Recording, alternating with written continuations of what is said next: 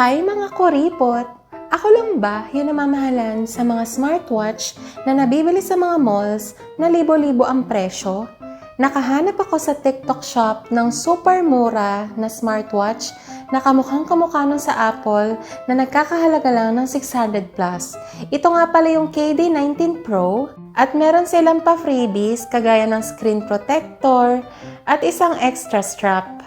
Ang laman ng box ay itong user manual, kasama na rin yung kanyang magnetic charger at yung mismong smartwatch.